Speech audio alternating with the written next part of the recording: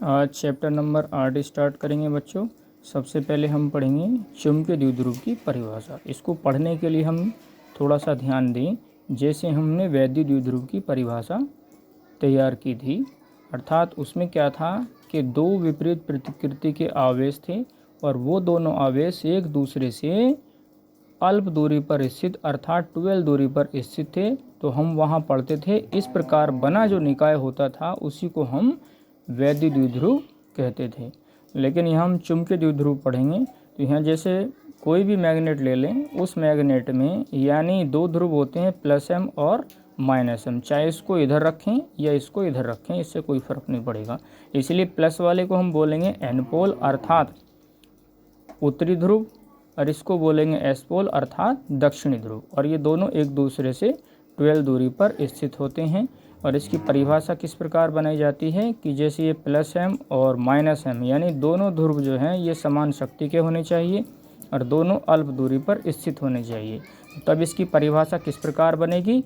इस समान सामर्थ्य और विपरीत प्रकृति के दो चुंबकीय ध्रुव एक दूसरे से अल्प दूरी पर रखे हों तो इस प्रकार चुंबकीय ध्रुवों से बने निकाय को चुंबकीय द्विध्रुव कहते हैं। सिंपल सी डेफिनेशन देनी है, एक बार फिर से सुन लें कि समान सामर्थ्य और विपरीत प्रकृति के दो चुंबकीय ध्रुव एक दूसरे से अल्प दूरी पर स्थित हों तो इस प्रकार बने निकाय को चुंबकीय द्विध्रुव कहते हैं। इस प्रकार से इसकी डेफिनेशन तैयार की जा सकती है। इसके बाद में चुंबकीय द्विध्रुव आघूर्ण यानी मैग्नेटिक डाइपोल मोमेंट,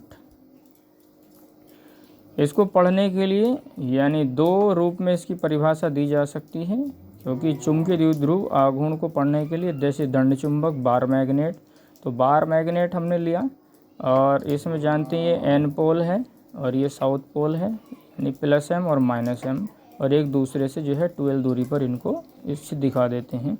तो इसकी परिभाषा किस प्रकार से बनती है, यानी इसमें होता क्या है कि किसी दंड चुंबक के किसी एक ध्रुव का परिमाण तथा उनके बीच की दूरी के गुणनफल को हम क्या कहते हैं? चुंबकीय द्विध्रुव कहते हैं, यानी चुंबकीय द्विध्रुव आघूर्ण कहते हैं, और इसको कैपिटल M से रिप्रेजेंट कर सकते हैं।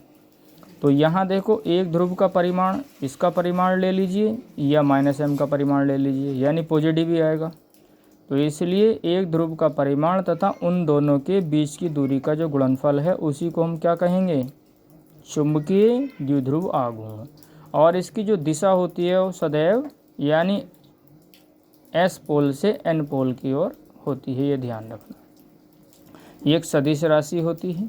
तो इसलिए यहाँ मैंने इसकी परिभाषा लिखी है किसी दंड चुंबक के लिए।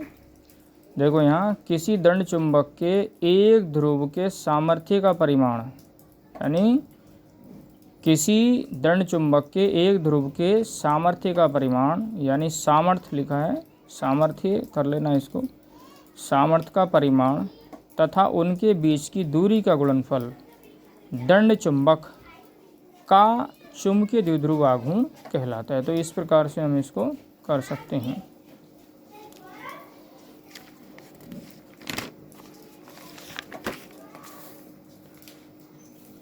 इसके बाद इसको दूसरी डेफिनेशन के रूप में दे सकते हैं किसी लूप के लिए, अर्थात लूप का मतलब होता है बंद होना। जैसे मान लीजिए ये कोई एक लूप है, एक फेरे वाली लूप है, ये दूसरी एक आयताकार लूप या वर्ग के रूप में भी ले सकते हैं। तो मैंने यहाँ इस लूप को वर्ग के रूप में लिया है। तो मान लेते हैं कि इसमें धारा कुछ इस प्रकार से प्रवाहित हो रही है और इसमें धारा जो है वो कुछ इस प्रकार से प्रवाहित हो रही है। तो इस प्रकार से, तो यहाँ ध्यान रखना इसकी परिभाषा कैसे देंगे कि किसी बंद लूप में या किसी लूप में प्रवाहित होने वाली धारा तथा उस लूप के क्षेत्रफल का गुणनफल क्या कहलाता है? उस लूप का चुंबकीय द्विध्रुव आघूर्ण कहलाता है। इस प्रकार से हम दे सकते हैं। यहाँ मैंने परिभाषा भी लिखी है कि किसी लूप में प्रवाहित धारा तथा उस लूप के क्षेत्रफल का गुणनफल उस लूप का चुंबकीय द्विध्रुव आघूर्ण कहलाता है। इस प्रकार से हम इसको दिखा सकते हैं। ये सदिश राशि है तो इसलिए हम इसको ऐसे लिख सकते हैं, वेक्टर रूप में दर्शा सकते हैं। m के ऊपर वेक्टर लगा देंगे और यहाँ IA और यहाँ n कैप एकांक सदिश यानी दिशा के रूप में इसका प्रयोग कर सकते हैं। अब यहाँ इसमें पहले लूप में और दूसरे लूप में अगर हम चुंबकीय क्षेत्र की दिशा दर्शाएं तो हम अपने दाएं हाथ की हथेली का प्रयोग करके दर्शा सकते हैं, अन्यथा अपने दाएं हाथ के अंगूठे का नियम भी इसमें लगा सकते हैं। जैसे इसको धारा की दिशा में उंगलियों को रखें, धारा की दिशा में उंगलियों को रखें और अंगूठे को कुछ इस प्रकार से और उंगलियों को इस प्रकार चलाएं। ऐसे ही हम यहाँ क्या करते हैं कि उंगलियों को जो है किधर चलाएं, अंगूठे को बिल्कुल खुला रखें इस प्रकार से, यानी अंगुलियों को इस प्रकार से चलाएं और अंगूठे को बिल्कुल सामने की ओर रखें। तो अंगूठा जो बता रहा है बाहर की ओर यानी चुंबकीय क्षेत्र की दिशा को दर्शा रहा है। उसी प्रकार हम इसकी बात करें, यहाँ अंगूठे को इस तरह से किया और उंगलियों को इस प्रकार से घुमाएं अर्थात धारा की दिशा में। या फिर ऐसे नहीं समझ पा रहे हैं तो फिर सीधा सीधा ध्यान रखें, अंगूठे को यानी ये मेरा हाथ है और अंगूठे को किस दिशा में करें, धारा की दिशा में करें इस तरह से। तो यानी हथेली अंदर की ओर मुड़ रही है, मतलब हथेली का जो संकेत है वो अंदर की ओर है। तो इसलिए यहाँ जो है चुंबकीय क्षेत्र की जो दिशा होगी पहले वाले लूप में वो अंदर की ओर होगी।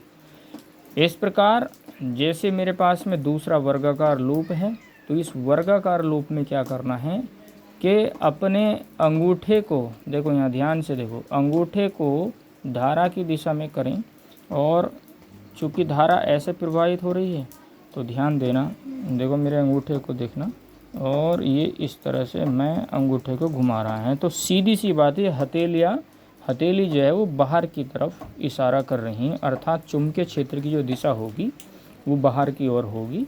मैं समझता हूँ कि सभी भैया बहन समझ पाए होंगे और इसको अच्छी तरह से, किसी को प्रॉब्लम है तो पूछ सकता है।